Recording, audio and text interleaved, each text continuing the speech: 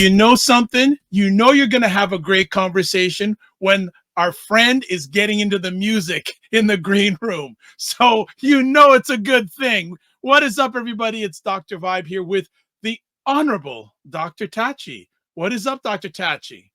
You're on mute. I was all excited. What's up with you, sir? I'm telling you, like, not too many times when I do live conversations do I see the friend or friends in the green room getting there saying, okay, this is going to be good. This is going to be good. This is good. What is up, everybody? Again, Dr. Tachi and Dr. Vibe here. As always, want to say you're blessed, highly favored, a magnet for miracles and a solution for someone's problem. What's going on with you, Dr. Tachi? Same old, you know, just trying to, it's so interesting trying to do a show and then having to run a whole bunch of other shows. So, you know, I'm like, I have to make sure Monday is a busy day. I have to make sure all the shows we're ready to run. And of course, there was a little thing that came up, so I had to solve that. Then I have to go put makeup on, and that, which you all don't know about.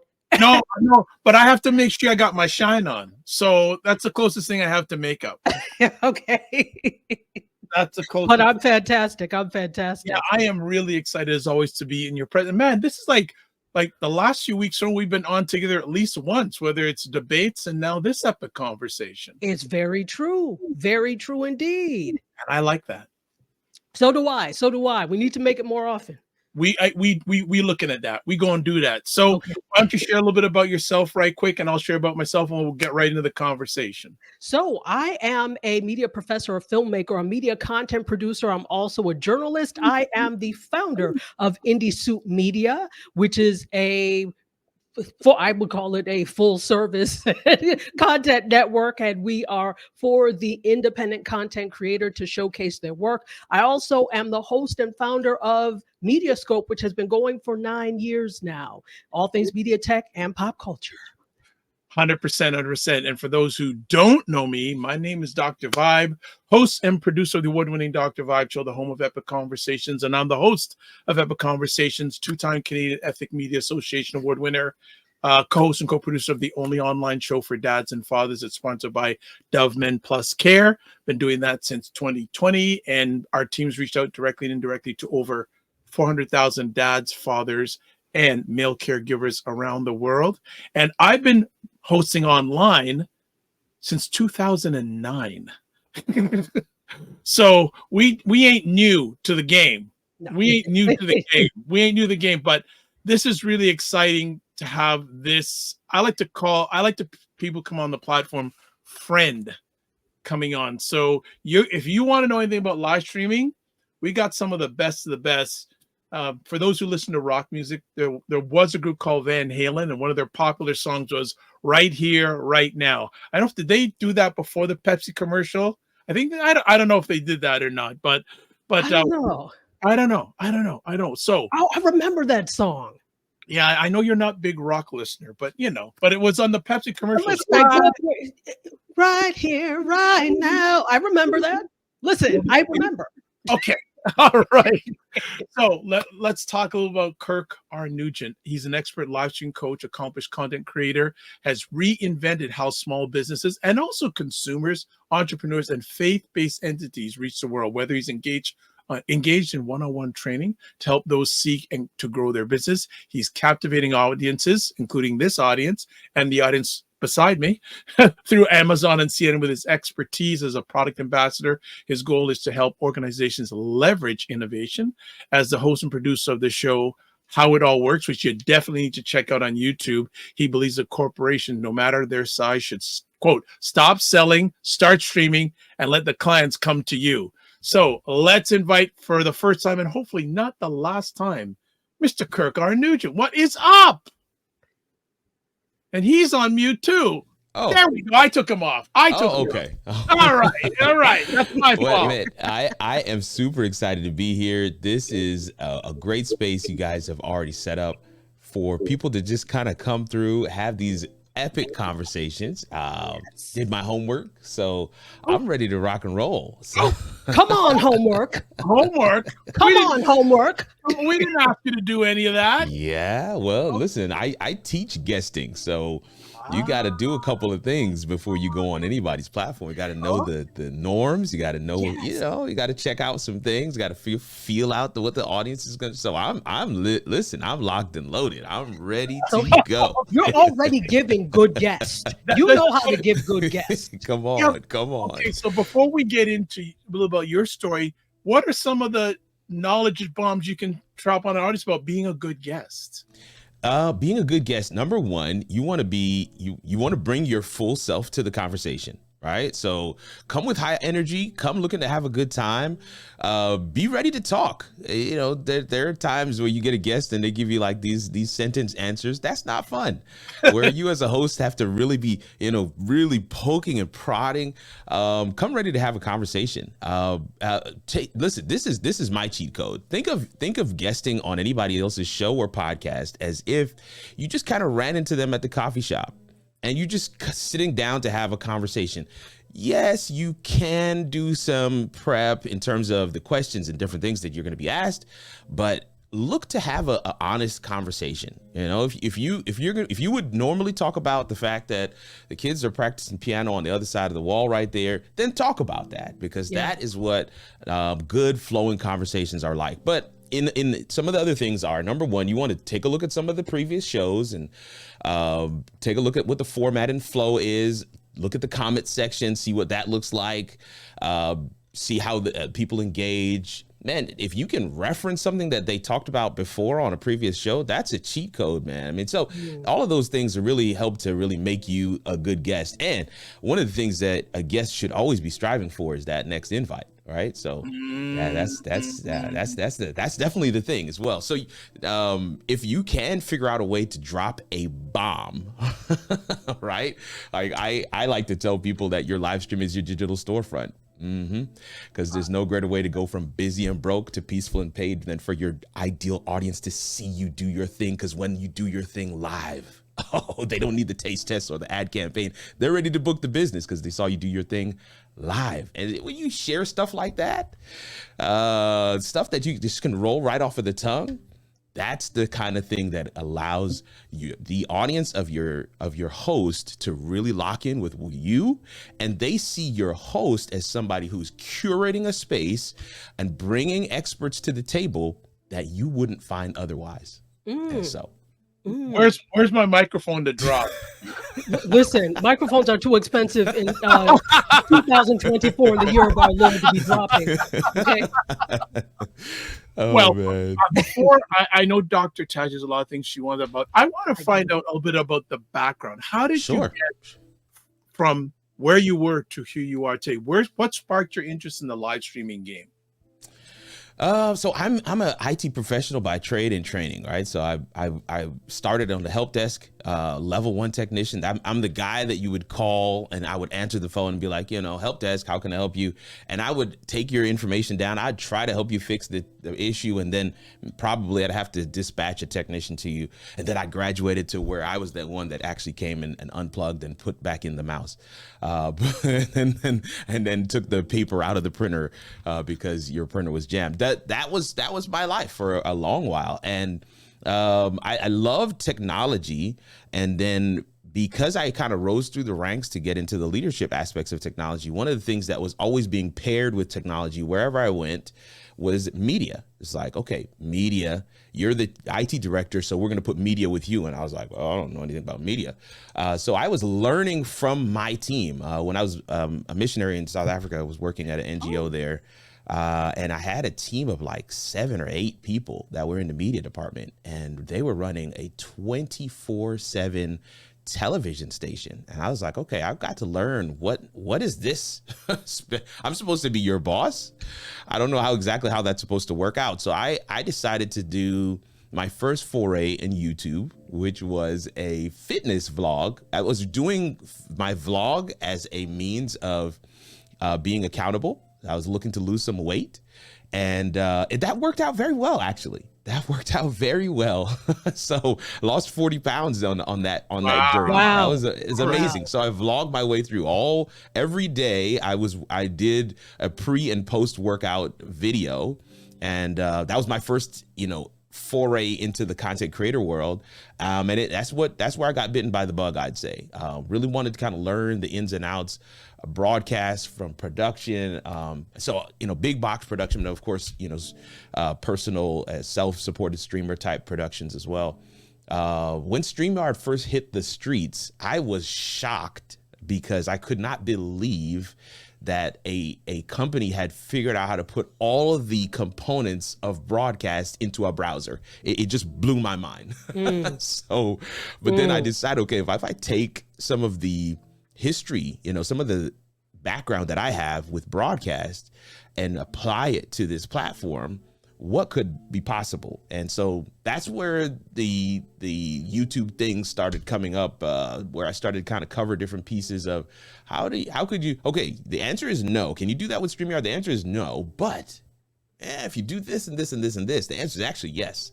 And those are some of the things that kind of got me started. Really just put my first video out on YouTube to train some folks at my church, and they watched the video and said, can you make it public, because we want to share it with some other friends. So I did that, and then the video got 10,000 views, and I was like, well, I guess I can put out a couple more videos. so those are some of the pieces of the puzzle that kind of brought me to where I am today. Wow. And I'm excited about it. I'm extremely grateful for it. Go ahead. Wow. Yeah. So what has changed between the time? Well, first of all, before I get in there, I need to say hello to my audience on every place, but on Instagram, I'm in as IndieSoup Media. So if you see me chatting with you, I'm IndieSoup Media. So welcome in. Make sure that you are asking questions, because we have an amazing guest. And I have a question for you. What has really changed from the time you started doing all of this to now? Well, I think so. First of all, people had a lot of time in the pandemic, so that was a major motivator for a lot of those podcasts and different types of content that were jumping off of the ground, and people were doing all kinds of stuff, and so people had a lot of time. And so now, when outside became open again, we started kind of get back into a regular rhythm and flow. People now had to kind of figure out, how do I work this into my everyday life? And so one of the things I'd say that has changed is that finding that motivation. It's one thing to have a regular and consistent show like what you guys have here, when you have nothing but time on your hands, right? Everybody's at home. It's a totally different thing to do that with all of the other things that life is requiring of you. And helping people to kind of find that balance is something that I've been excited to do as a content coach. But other thing I will also say, there's a publication that comes out every year. What are some of the trends that you see happening in content creation for the coming year? Last year, one of the things I said was audience as currency, right? Audience as currency. If you don't have an audience, it's not like you can actually decide tomorrow to buy one. You have to, everyone, I don't care if you're a celebrity or if you're a nobody, everyone must build an audience. And there are certain playgrounds you can only gain access to if you have an audience. And so there are so many different people that were coming to me and several others who are in my space to try to figure out, how do I grow an audience? I've worked with former football players. I've worked with actors who have been turned down for roles because they don't have an audience. You see what I'm saying now? I've worked with writers whose books and manuscripts were not chosen and not published because they don't have an audience. You see what I'm saying? And so I think there's a huge groundswell. I've worked with parents whose kids are aspiring athletes. They're in high school. Some are going on to college, to create content and an audience, because one of the major differentiators from getting the school that you want, as opposed to just getting the school that chose you, is having a presence online and having an audience. This is a major shift that we're seeing happening in the landscape right now. Because when you have an audience as an actor, you bring that audience to the next film. And that is something that as a filmmaker they can monetize. They're gonna pay you differently when you have an audience from when you don't. This latest edition of Bad Boys is solid gold, in my opinion. If you haven't seen it, go out and watch it, because they've merged these worlds of creators and actors, and they have the creators doing the thing they do online in the movie. It's just absolutely amazing. So we're seeing that kind of shift and change as well, and staying on top of those ebbs and flows is something that I absolutely love to do. So yeah.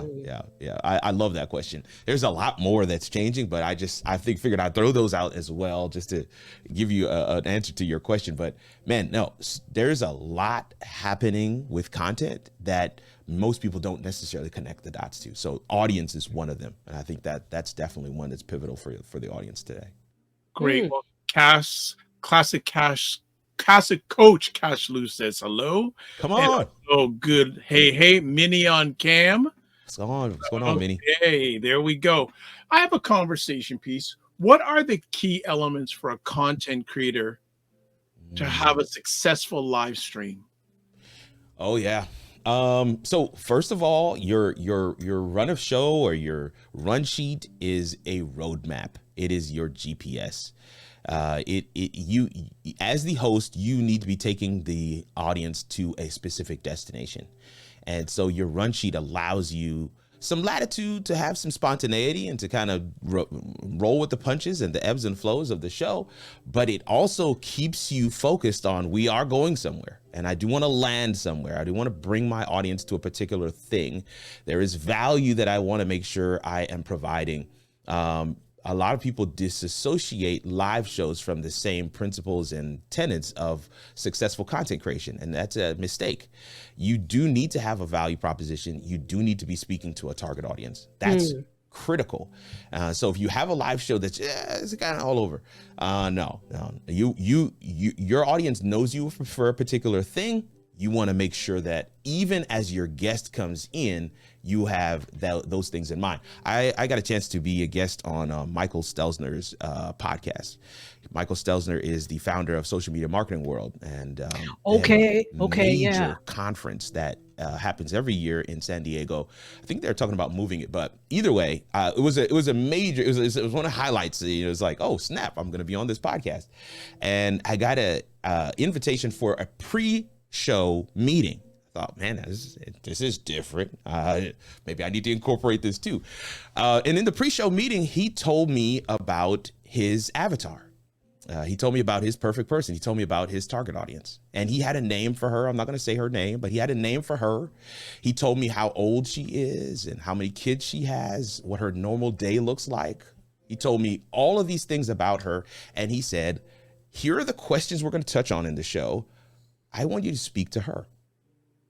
And so when you talk about being, what are the tenets of a successful live show? You want to make sure that you as the host and your guest know exactly who they're speaking to and exactly what value you want to walk away from this particular show. There's a way that you're going to advertise your show. There's a way that there's something you want people to walk away with. Make sure you check that box. And that's why I say your run of show or your run sheet or whatever you call it, show GPS, is going to take you to a specific destination. And as a host, that is one of the primary things that you want to make sure you do. And it doesn't have to be eternal for it to be effective. So you can get there in however long it takes you to get there. Now, there's some people, should it be an hour? Should it be 20 minutes? Should it be 45? It takes however long it takes for you to actually land. And if you can land it in 15 minutes, by all means, be my guest. I'm a talker, so it's not going to happen today. Yeah, for those who are looking for the 15-minute show, you can go in. It's going to be about an hour. I'll just letting you know now. I'm a talker. So, but those are some of the pieces that I think make up a successful show. You can always tell when there's a plan for you as a guest, as a viewer. You can always tell when the hosts have something in store for you, and it's exciting to see it all come together. Can I ask a question? Sure. Thank you. You'll learn that I'm quite silly. I love it. Now, in your all of your wisdom and all of your expertise, do you still use a run of show every single time? And even if you are an expert, do you suggest that someone always use a run sheet or a run of show? So it depends on the show. It depends on if it's new, if I'm doing it for the first time, if I am the host slash producer on camera, or if I'm behind the scenes. If I'm behind the scenes producing the show, I want to run a show because I want to know what's coming next. If I'm going to be clicking the buttons and somebody else is hosting, then I definitely want to know, I want to have something. And vice versa. If I am on screen and I have a producer clicking the buttons, I want to run a show. Because this is one of the primary ways that we communicate with one another. They know, oh, okay, he's moving into that segment. Let me play this bumper. We need to put this graphic up. Let me get ready, right? So run of show, absolutely critical, regardless if you've been doing it for years or not. Now, for self-supported streamers, there is some latitude here, because if you've been doing your show for a while, you know what the general outline is. I think there's some, room to kind of just go with it. But one of the things I will say that I do ensure I'm checking, even though I've been doing this for years, is my pre-show checklist. Now, my pre-show checklist is non-negotiable, because I want to make sure that the camera doesn't turn off midstream. Right. I want to make sure that, I don't run out of hard drive space because I'm recording. I don't want to make sure that, the lighting profile is set the way that I want it to be set. And I'm not dependent on the sun is setting, it's going to change. No, I want to be sure that my mic is placed where I want it to be, it's set to where I want it to be. And those are some of the technical pieces that are in my pre-show checklist. But there are some mindset pieces that are in my pre-show checklist as well, right? I want to get into a certain space. Yeah. I like to laugh a lot before I go on a live show, because I want to be in a laughing mood. I want to be smiling. I just want that to come across natural. I don't want to, because you can tell when somebody's forcing the smile and when somebody's absolutely having a good time. And so I want to make sure I'm doing those things. Eric Thomas is somebody I follow. He talks about doing 50 push-ups. That's just not my ministry. But I can see why, because as this public speaker, he's trying to get into a particular space. He's trying to get into a particular voice space. There's a certain timbre and texture that he has in his voice. If you notice, he has it every single time. And how does he do that? He goes through a pre-show checklist. And if it's good enough for the #1 motivational speaker in the world, I think it's good enough for me. So those are some of the things that I would absolutely say. You have some latitude with the run sheet, especially if you're just, if you're producing the show yourself. But if you have somebody that is producing the show for you, that run sheet really helps the two of you to kind of communicate better. But there's some latitude there. But I do not believe there's any latitude in a pre-show checklist. I think, my goodness, you will find yourself in a world of hurt. Because, man, I know I should have checked that. I can't tell you how many times I've said it. I know I should have checked that, but I didn't, because I was rushing or whatever. And I know life happens. I want to be clear. Yeah. You leave room for that stuff as well. But as far as you can be intentional, go through those steps just to make sure, those boxes are checked. And it gives you a level of confidence on camera when you know everything is done. Yeah. That's something that a lot of my coaching clients have said to me as well. It's like, man, that checklist, man, when I went through my checklist, I knew I had done my best. Now, if something happens, if the camera falls over, I can't do anything about that. But you've done your best to show up. And because you've done that, there's a level of confidence that exudes from you while you're on camera that you can't get any other way. And so, I think those are some of the pieces that are critical when you're getting ready to go live. So Minnie on Cam says, my avatar name is Shelly Ann. Someone from the media, IndieSoup Media family says, good evening, all. JR. Good evening. Hey. And Minnie on Cam says, yes, sharing screen is what had me stop doing live streams and just upload videos. Well, listen, there are ways to get over that hurdle. Because I think there's a component that you are missing with live that you cannot get any other way. That's why I believe, live streaming is the top of the content creator pyramid. You can get every other type of content from live, but you cannot get a live stream from any other type of content. You can get a podcast, you can get Quote Me, you can get a reel, you can get a short, you can get, audiograms. You can get it all from a live, but you cannot get a live stream from any other piece. And the other thing that happens while live is that comments will come in, and it gives you an opportunity to showcase your secret sauce, to showcase your genius, on command, if you will, right? And those are the moments that I actually use as reels. When the questions come in that I could not have prepared for because I didn't know you were coming, I didn't know you were going to ask that. And it's the answers that you come up with in the moment that I even sometimes have to go back and say, man, how did I answer that? That was good. That was crazy. That's the live component. And this is why the subtagline for how it all works is let's figure it out together. Because there's something that happens when we're together that you can't mimic, you cannot duplicate, you cannot tap back into when you're just looking at a camera. So I love produced. Now, don't get me wrong, I do produce content, but live, man, there's something about live. There's just something special about live. Love it. Love it. D. Caprio says, hello, Dr. Tachi. Hey, D.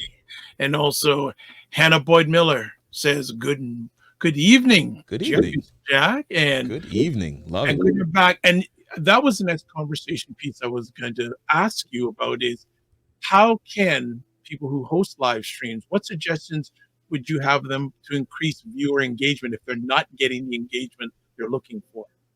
Oh, look, so two things. Number one, plant them. Give your son a phone and say, ask me this question about 10 minutes in. Preload it. Type it in there for him. All they have to do is press send. Give them a random YouTube account, and then you begin to engage with that person. And see, engagement begets engagement. So if you have to push that, that boulder off the hill, push it. Yes. Because it will happen organically. I've got moderators who have some questions and some canned things that I want them to put in only if there isn't organic ones. And most of the time we don't ever get to those other questions because the organic ones come. Secondly, do some things in your run of show that are for the audience. So during my regular live shows, we had a segment right in the middle that we had a question that was not for me or my guest. It was for the audience. And I would put that question up on screen. I would ask it, and then I would go back to talking because, there's a delay, and you have to understand these things about live. It's about a 90-second delay, depending on what platforms you're streaming to. So it's going to take some time. And this happens, with my coaching clients, I was like, well, I asked the question and I was just waiting. And I'm like, oh yeah, I know that moment. It's rough. You ask the question and they haven't seen it yet. And so they can't respond to it yet. You got to have something canned ready to do after you've asked the question. So you ask the question and then you talk about some filler things and then you ask the question again. And by that time they may have heard it the first time. And then you can begin to engage with those questions. I got a good friend, Walter Jeanette. He does a thing. Put a 2 in the chat if you can hear me. And he goes on to doing some other stuff. And then he's like, oh, I got all my 2s in the chat. Oh, and then he starts to engage with them. Oh, I see you out here, Dr. Vibe. Oh, Dr. Tachi is here tonight. Thank you so much for being with us. All they did was put a 2 in the chat, but he's already engaging them. Hey, last time you were here, you said so-and-so. How's that going? Now they're putting stuff in the chat as well. It's building those moments in that allow for natural organic engagement. The reason why live content is watched more than any other type is because the viewer has an opportunity to influence what that live content actually is. Mm-hmm. They can put a comment in the chat and actually send things a totally different direction. And that's the reason why people don't want to leave, because there's this component of FOMO. Like, I don't know what's going to be said. This is live. Like, I don't want to miss out on this piece. And so you want to play up on that. Somebody says something, hey, last week you said so-and-so. And so there may be 10, 20% of the audience that are here this week that weren't here last week. Like, oh snap, that was said last week, man. Maybe I need to go back Are you seeing the there's a number of ways that you can drum up engagement if you want to drum up engagement. I've seen the bigger YouTubers do things like they'll do something on Instagram, they'll put a post out there for people to answer questions, and then when they come on their live stream on YouTube, they're responding to the questions that were on Instagram. So then the audience is there like, well, where are these answers? Where are these questions coming from? Oh, I posted that on Instagram yesterday. You see, so you can prime the pump. There are many different ways, and you can have that stuff already printed out, ready to respond to. I mean, that's a ultimate cheat code, honestly. I mean, if you have questions already before you go live, oh man, you've got content for days. And so, yeah, there are many ways to drum up more engagement while live. Just being intentional and thinking it through. What would it cause you to engage if were you to be in the viewer's seat? And listen, that's another cheat code as well. So many, I was talking to, I don't even want to say the name, but I was talking to somebody and they were telling me I don't really watch many live shows. I was like, well, you're not going to be successful at live streaming. I'm gonna let that sit in for somebody in the back that didn't quite listen. Yeah, you're not going to be successful. You don't. Oh, I don't watch many live shows. So how do you know what works? How do you know what the audience is doing and feeling and experiencing when they're sitting in the audience? You got to be in the audience at some point to be able to know how to be a good host. Listen, they didn't call me here to preach, but I mean, I'll come down your aisle. I'm looking for my tambourine. Yeah, I'm looking for my tambourine right now. I'll come down your aisle now. Next time you come, I'll wear the same black strip and I'll have a white collar. I'll have a white collar. I even put the tissue paper around it. Listen. You all you need is the. Listen. Okay. No. These are the things I mean, you just got to bring your full self. It's a cheat code, but again, you got to know you. You got to know you in order to bring full you to whatever it is that you're doing. So absolutely. I'm gonna before you get going, Dr. Tachi, if I don't put in some comments out, we're gonna be so bad. Yeah, no, that's what I wanted you to do, to put up some comments. Okay. Yeah. Anna Boyd Miller, good evening. Good evening. PR Houston Jack says, I enjoy going live. Sometimes the wonkiness gets me, but I still love it. Yep. The Food Plane says, hello, Dr. Tachi, fellow media scopers, Dr. Vive and Kirk. DS here. IndieSoup Media says, hello all. The Food Plane says, hello, D. Love it. IndieSoup Media, hey, Food Plane. Yeah. Also says, hey, Anna. D says, hey, DS. I love it. It's hey, D.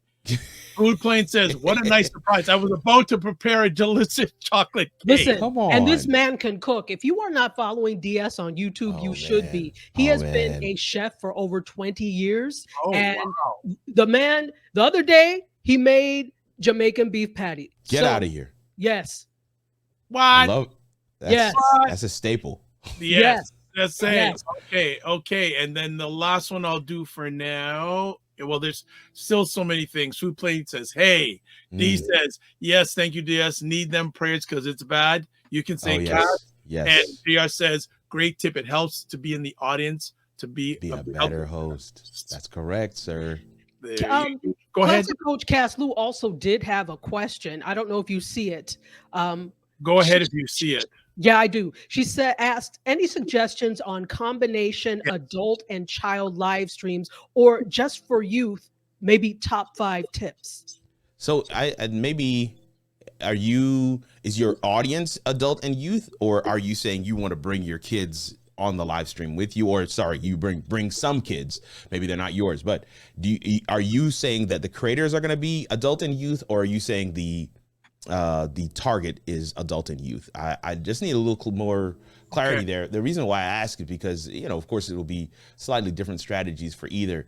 There's you definitely want to make sure you are guarding. If you have some kids with you that are going to be on the live stream, you want to make sure that you do some things to ensure that certain comments don't pop up, that there's that you're safeguarding those younger eyes, those younger ears. Folks are crazy in these internet streets, okay? So definitely want to make sure we do some of those pieces. But when you're targeting kids, you got to make the content quick.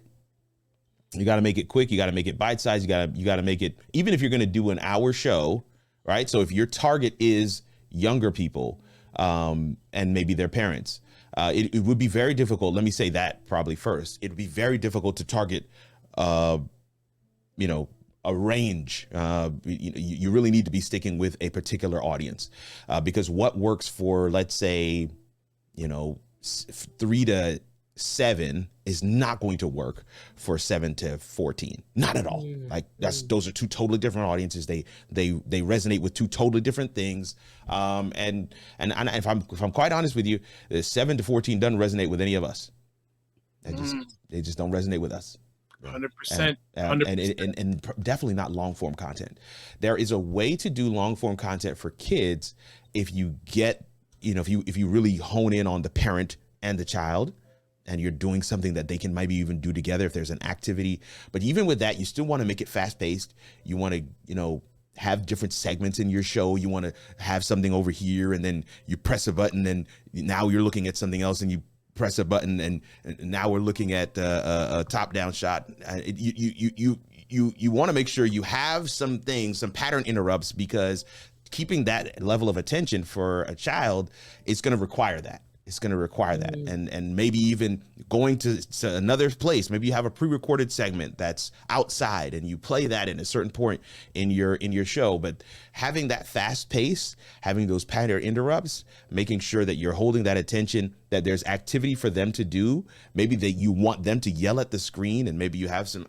But those are pieces that you want to make sure you're incorporating into content that is specifically geared to smaller kids, and who are probably going to be watching with their parents. And so you want to make sure you hold that parent's attention as well. And this is what I mean by understanding the target, right? There is a child that's not going to be able to just watch you by themselves.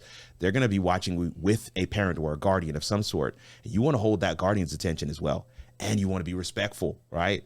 Because that guardian is going to be like, I don't know if I like this. I don't want my child watching this. So you got to keep those things in mind, because the watch time is going to be based on the person who has the authority to swipe or to keep you locked in. So keep that in mind as well. Fantastic. And if I could, LaShondra Tinsley, who is watching us over on my Instagram, says that's the same for an adult too, as I understand it. Pattern interrupts. Absolutely. Yes. Yes. Pattern interrupts is you don't need as many. Let me say it differently. Pattern interrupts are definitely like where you do a zoom in and zoom out. Maybe you have something that's a slow zoom, panning across. Those are all pattern interrupts. When I put a graphic on the screen, when I put let me go to you bring up a logo or something. When you do those kinds of things, those are all pattern interrupts. It causes the eyes, if they have wandered, to come back to the screen because there's something different there.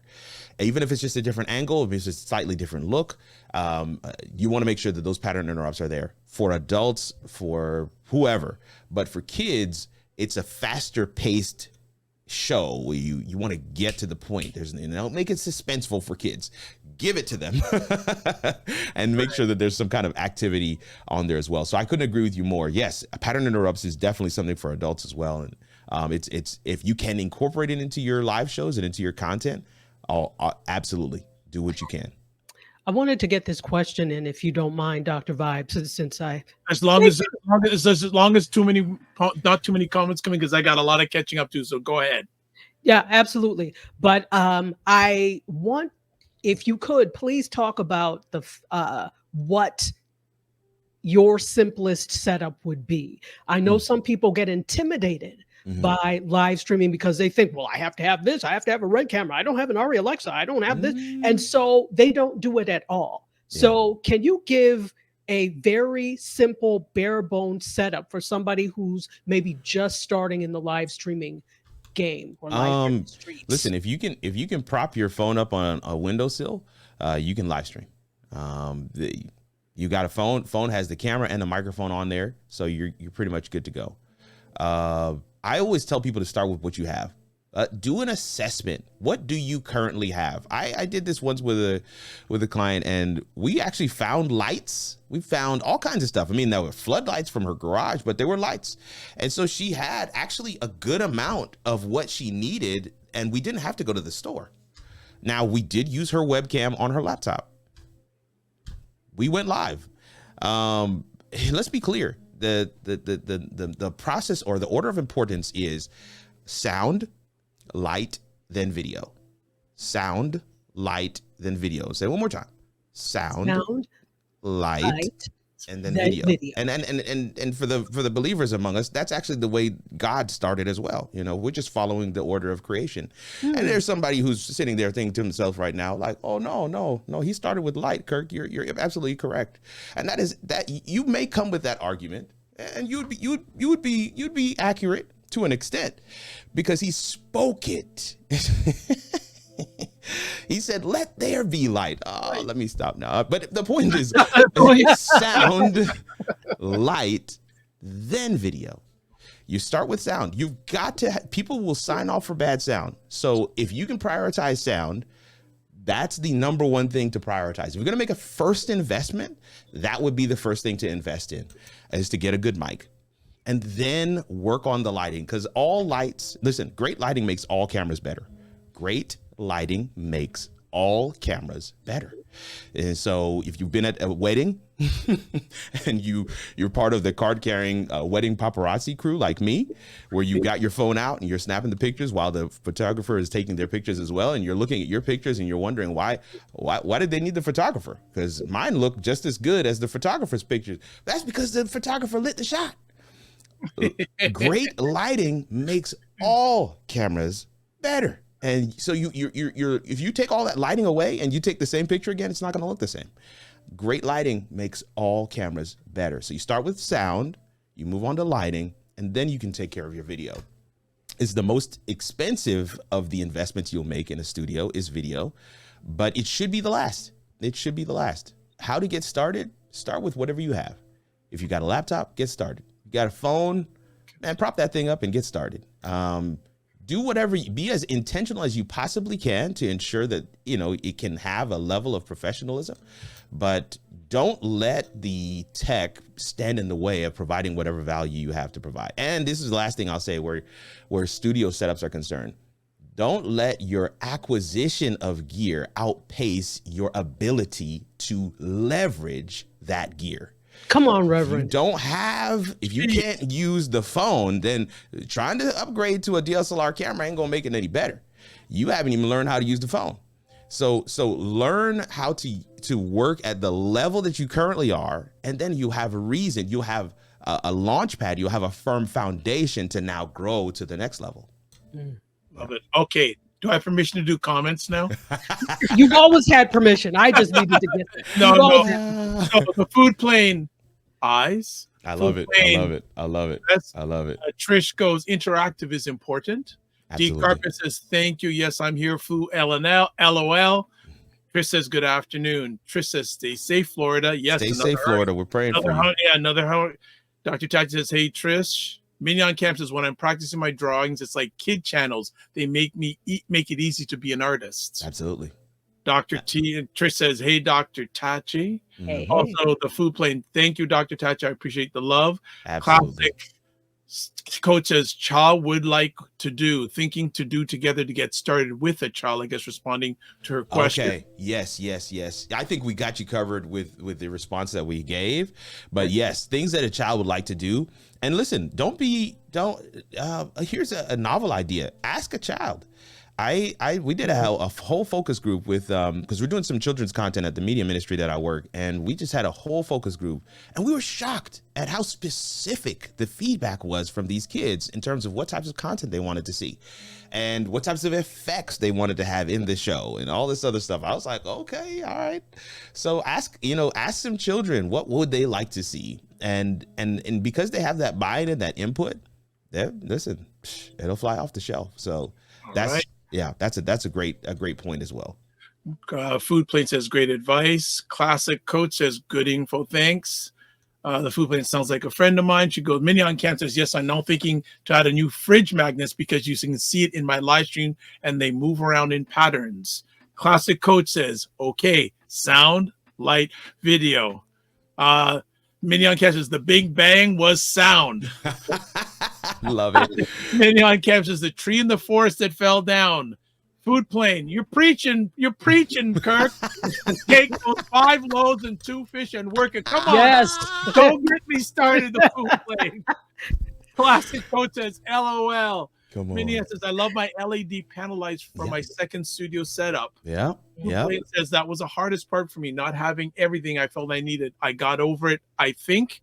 Yep. And Event Terry says, great information. Um, Go ahead. Really quickly, over on Instagram, since we can't put up Instagram comments here, Instagram, fix it. Fix it, Instagram.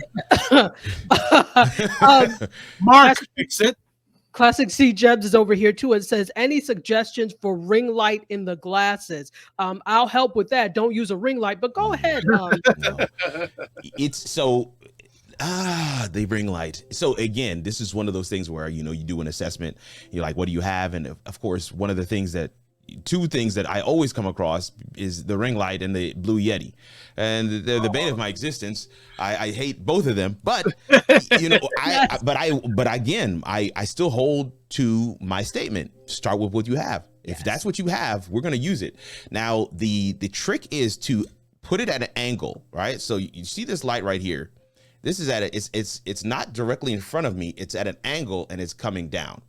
So the camera is here. My eyesight, or my eye line, I should say, is here. So if the ring light is up and facing down, you're still going to get the light, but you won't get the glare. And so that's the same. It's not going to be different for any other lights. But the problem for many of us is that we have the ring light and the camera's right in the middle of the ring light. There's no way to get rid of that glare if the camera is in the middle of the ring light. You're going to have to use the ring light as you would any other lighting source, as a key light, which this one is my key light. And you have a fill light here, and then there's another light above. But that is how you would situate it so that you can get a good clean video without any glare in the glasses. I'm part of the Four Eyes crew, so I know the pain, and I detest seeing it. The other thing to keep in mind is that on your screens you want to make sure that there isn't much white either.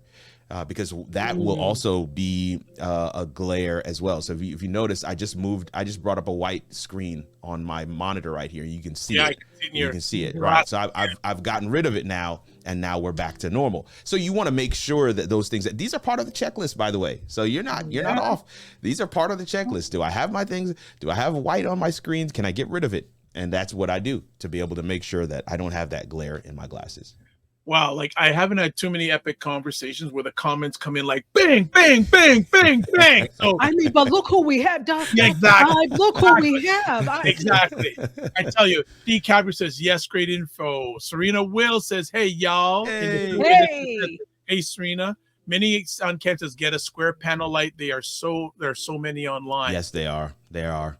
Cass says, D. Cabri says, Cass, hey there. Food Plane says, hey, Serena. Classes coach says, LOL.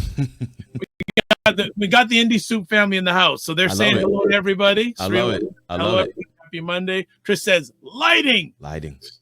Serena goes, wow, check out his angles. Nice. Listen, this is you're now taking me to a whole new plane. Yes. Because the thing is, I'm lazy, you could say. So I have a A10 Mini Pro, which has space for four cameras. 4 cameras. I only use one. So now that people have seen your fancy newfangled angles, now I have to plug in the other cameras. Thank you, Kirk. Well, see, this is the thing about upgrading, right? So when I started with a Logitech C920 webcam, and that's the camera that I had. So I was following my own rules, right? Start with what you have. I did upgrade to a Sony A6400 camera, which is what you're looking at right now. But this shot is that Sony that Logitech C920. So I'm just repurposing it for a different shot in my studio, as opposed to just completely getting rid of it. It is a investment that I made, and I plan to milk that thing for all it's worth. So this is what I mean by leveraging the current gear you have, such that from there now you can say, okay, well, now that I've kind of leveraged it to as best I can, maybe now I can look into buying something else. And I'm going to be honest with you, this camera, it just works. It's actually quite old now. You can't even buy it anymore, but it just works. I see no reason to move on. Yeah, no, I agree. I agree with you, because the camera I'm using the Panasonic Lumix G4. Love it. That's from 2010. The G4 is amazing. Yeah, it is. I have clarity two on that thing G4s. is amazing. Yeah. But and so why would I get another one for this if this works? So I Yeah. think sometimes we get fooled into you have to have the latest and greatest. No, you have to have what works. And if Yeah. it still works well, go with it. Yeah, I agree. upgrade for my mobile rig, for what I do when I go on site for productions and stuff like that. But Right. this space is a space that I've created so that if I'm sitting on the couch and an inspiration hits me, I can walk upstairs and I can say HEY Google, turn on studio lights, and I can hit the red button because I need to be able to record that quickly. I think one of the major issues for content creators is that there's such a barrier to actually creating. They don't have spaces like this that have been set up and defined, so they can't just walk in and hit record. They've got to, okay, how did I have this light last time? Where does this mic go? That's a recipe. That's a recipe for essentially every time you think about creating, you have to now think about how do I set up and break down. That's not a way to be able to stay consistent. So having a space, and not everybody can do it. And I'll be clear, I started in a closet. So what you see now is progression because we started to make some money. If we weren't making any money, I'd still be in the closet. Yeah. So those are some of the pieces I always try to share with people. Is it didn't start like this. We progressed into it over time, and thankfully, we're not exactly where we want to be, but we're better than where we were yesterday. So we continue to grow. We continue to grow. All right. Serena goes, wow, check out his angles again. Nice. Minion Cat says, yes, glasses are annoying. Mm-hmm. She also says 3-point lighting. I use my Walmart lights for years. 3-point lighting. Mm-hmm. Gotta have it. Yeah. Decapital High Trish. Trish says the black purple background looks nice. Hey man, people liking your stuff. GR. Hey. Houston Jack says that's great information. I have blue light filters on my glasses and I try very hard not to have it show up. Mm-hmm. Mm-hmm. No, it's a struggle. Yeah, Trish says D, hello. Trish says third look. 3D. 3D look. Yeah. Says I love my C920. I got 2 of them. Me too. Serena goes, wow. Serena goes, angles, purple lighting. Nice. Mike. Yes. Absolutely. And LaShondra Tinsley, sorry. Go ahead. Just wanted to get in it from Instagram. LaShondra Tinsley says those different angles are dope. Come on. You see, for me, it's about showing people what's possible. It's also about, kind of showing like it's kind of a mess in here. So, because, if you're tempted to just see this the whole time, then you're thinking, oh, man, I can't get there. No. I got a hat on the floor next to me. I got my water bottle here. It's still a lived in space. But you get to decide, and this is where you are the creator, you are the content creator, so you get to decide what's in the square. That's your screen real estate. That's your property. You get to decide what's there. And so you get to decide what's in, you get to decide what's out. And so from this shot, I know exactly what's going to be in it. And when I go live or when I'm creating content, this is the shot. Those are the things that you want to be mindful of. We talked about those steps: sound, light, video. When we talk about video, a lot of times people just think about camera. It isn't just camera. It's about what are you going to have on the screen, all right? You're going to have something that is going to showcase some pieces. Maybe you have got a QR code. You own that space. And because you own that space, you should take full advantage of it. You take full advantage of it. You decide what the graphics are. So Dr. Vibe has been putting up comments on the bottom. He owns the whole square, the entire screen. That's his screen real estate for the entirety of this show. So he's got a banner at the bottom that says Dr. Vibe and Dr. Tachi are speaking to live streaming expert Kirk Nugent. You guys are so gracious. But he owns that. You own that space, so you get to decide. The world is in the background. It's not just the camera. It's all of the decisions that you make that make up the entire experience of the show, and that's what people come back for. That's what people come back for. They had a reunion of what's not the Will Smith show? What was it called again? Not Will Smith. Fresh Prince. Fresh Prince of Bel-Air. Okay. So they had a reunion. And do you know that the set of the Fresh Prince of Bel-Air is still there in Hollywood? And as they walked out onto that set, they went live with a shot of the set and no one was even there yet. And people began to applaud and cry. Why? Because the set was part of the experience. The set was part of the show. The set meant, okay, we felt at home. Uncle Phil's going to come through that door any second. The set is a part of your content as well. Don't miss those points and those opportunities to make impact. All right. Trish says, no one left in the closet. Mignon Cam says, I don't understand the Canon SL2. And Serena goes, that part, Trish. Mignon Cam says there is a meme of a webcam studio with clutter around the room in a triangle. Serena goes, you get to decide what's in the square. And Trish says, yeah, still reminds me of Hollywood Squares. Yep.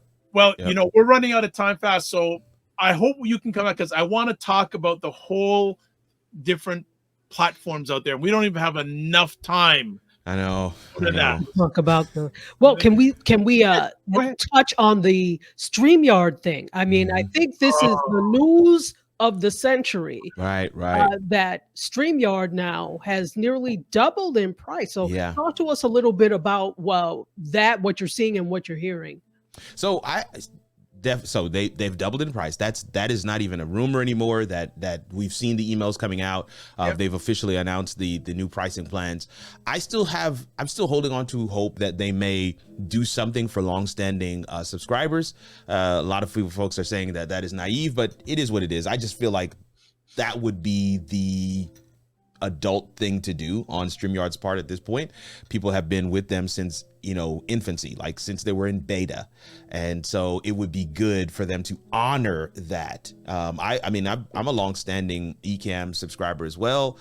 Several other platforms, they have increased their prices. I don't pay those increased prices. This is not an unnormal thing. What is abnormal is that they've increased the prices across the board. They've doubled and in some cases tripled it, and they're wanting everyone to pay the new pricing structure. So that's the thing that's kind of weird. Now I want to play devil's advocate for just a little bit. There is a component of they have been rolling out new features for a very long time and have not done any price increase. And so I have seen price increases from other platforms. I have not seen one from StreamYard. I even have a video months and months ago where I was like, we're overdue for a price increase because of some of the things that they've been rolling out. Now, are we overdue for the increase that we got? No. But something, based on the features that they've added, something should have been warranted. I mean, when they did multi-streaming, where you could stream to multiple destinations, that meant that I could cancel a subscription that I was paying $29 a month to, but I didn't pay any more to StreamYard. You see what I'm saying? So there's a lot of things that warranted a price increase, but the last piece I'll say, and this is just a mindset piece for those who are longtime subscribers, two things. Number one, go and check out some of these other platforms. It's not a bad idea to be at least aware of what these other platforms are. Never get so bought into a platform that when they make a shift, you feel like you're stuck. Mm-hmm. That's just my personal philosophy. And number two, I just listen, y'all. If you're using streaming as a hobby, as a nice to, as a I kind of want to go live. There's no real infrastructure built around it. You're not looking to make any money. Then this pricing increase, it's going to be a KO for many of you who fall in that category. Yep. But for those of us who this is a business, I've just simply passed along that cost to my clients. Okay. I have no intention. I have some clients who are not moving from StreamYard, so I can't necessarily cancel it. And so I've just passed that cost along to them. I have clients that are not moving from EVMux, clients that don't want to move from Ecamm, clients that don't want to move from Restream. This is the reason why I have all of them, because the clients wanted that particular platform. So there's many people are coming to the table with different ideas. And that's the last thing I'll share on this whole StreamYard thing. This past month, my affiliate sales has been the most I've ever gotten in the history of my affiliate program with StreamYard. Yeah. Wow. So for everybody that's leaving, there are new people coming in and saying, that's an okay price by me. Yeah, because they're not used to the old pricing. That's it. Thing. They're not used to pricing. That's it. And and I did watch the video you did yesterday about the features. That's right. And definitely follow Kirk on YouTube, because every Sunday he brings out dope stuff and he does a lot of comparison. But have you done a video of StreamYard to EVMux recently? I 'Cause haven't. know you did. Yeah, you did one for StreamYard to Ecamm, but Yeah. and the thing is, I'd love to use Ecamm, but Ecamm's only Mac, is it not? Yes, that's correct. That's Yeah. correct. So somebody asked me that today, because I do have a comparison video, EVMux and StreamYard, but I definitely need to do a video of how to transition. So I'm actually working on that now. I've got my notes together. Just got to get some other pieces. I'm trying to make it as simple as possible, because sometimes showing feature for feature sometimes can be difficult. So I'm trying to make that part simple. But yes, that video is coming. Hooray. Yeah. Well, before we let you go, a few last comments. Classes coach says, yes, I like StreamYard. Serena says StreamYard doubling in price. Well, the $49 US plan is now $88, $89. Mm-hmm. So it's over 80%. Mignon Camp says, now I keep seeing ads for Riverside. Why?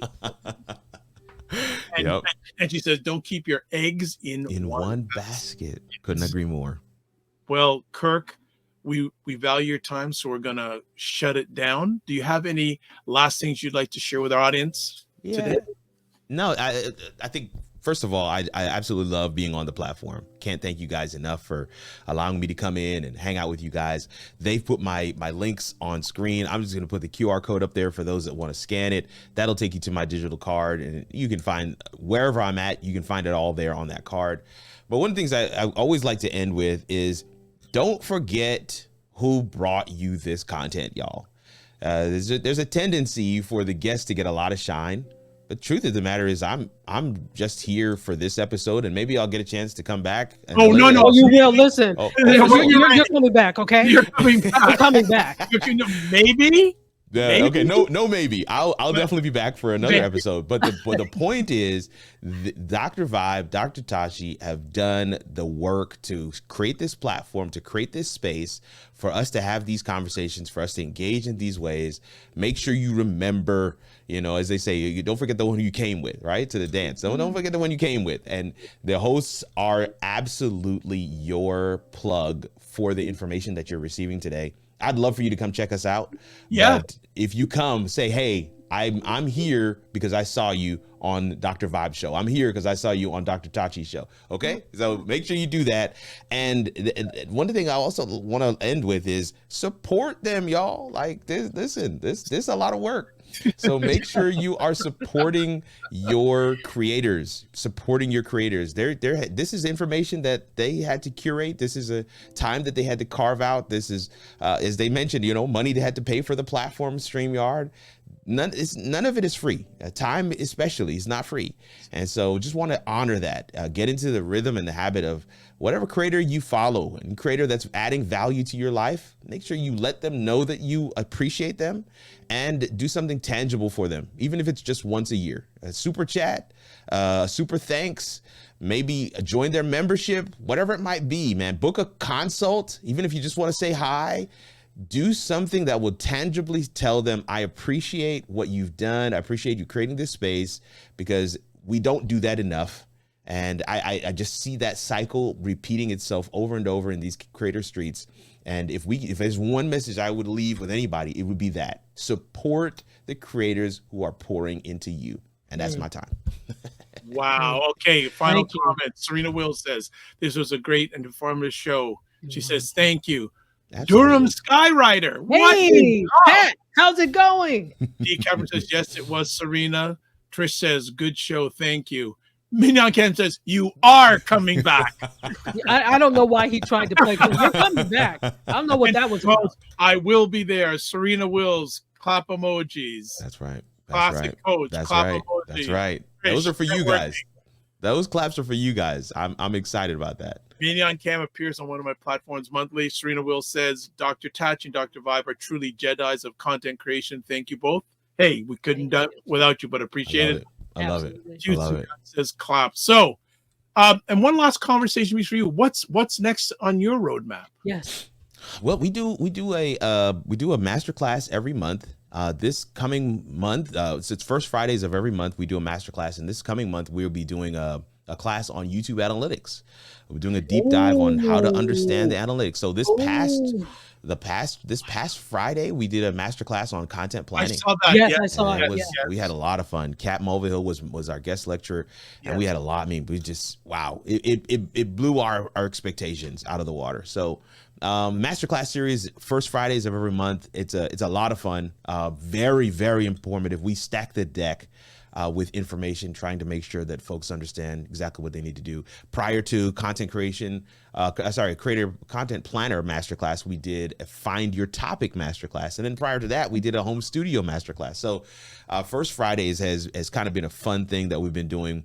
I have the coaching corner every Wednesday on my channel, and I love that, as your questions are my agenda, and we have a lot of fun. We have a lot of fun with that one. So.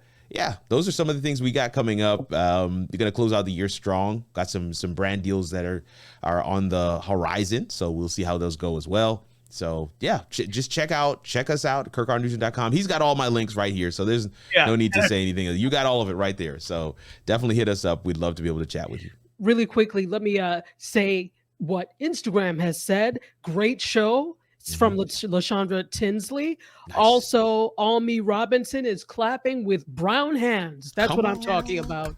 Fantastic. And yeah, I think I got everybody. Good, All right. good. George Kyra says, never saw all you together. Make it happen again. All right. Well, Kirk, as I always say at the end of all my conversations, don't just manage your time, manage your energy, and remember to give yourself grace. If there's anything Dr. Tachi and I can do to help you in any way, please don't be afraid to reach out. We're Absolutely. there. Absolutely. Right. Thank you for your time. Be well and keep the faith. Take care. Take care. Have a good one. All right, that's it. Good old StreamYard there. Absolutely. Dr. Tachi, well done. Well, yeah, and we still have people rolling in. Ron Foster is here. Hey, Ron, how are you? Got to do the replay. Yeah, no, this was good stuff. And I'm so happy that, Ron Foster says, hello, everyone. D says, hello, Ron. Okay, family. And look at Serena goes, hey, Ron, man, you have to watch replay. Incredible show. Thank you for the promo. Dr. Tachi, want to say thank you. All roads lead to IndieSoup Media. For myself. And again, here's Kirk's information on the screen. Also, if you want to subscribe to anything that I do, subscribe to the Dr. Vibe Show on YouTube, hit the notification button, and like the Dr. Vibe Show on Facebook, LinkedIn, and Instagram. And if you want to advertise your business product or service on the show, email me dr.vibe at the drvibeshow.com. And there's all the contact information where you can get a hold of me. But this is what I do at the end of my conversations. Do you want to do it this time, Dr. Tachi? You probably wouldn't remember that. No. Let's see. Okay. There's so many of them. Okay. Let me do it this way. Live your life as a dream. If you can dream it, you can make it. Sometimes have to get smaller to get stronger. Block assumptions and aim bigger, aim better, aim higher, aim wider, and love, faith, and respect. Peace be well. Keep the faith and walk good. Did I get it? You're almost there. God bless, peace be well, keep the faith, and again, don't just manage your time, manage your energy. Yeah. And I want to say, take care, family. We will do a repeat, but watch the replay and support Kirk and everybody here. God bless. Thanks,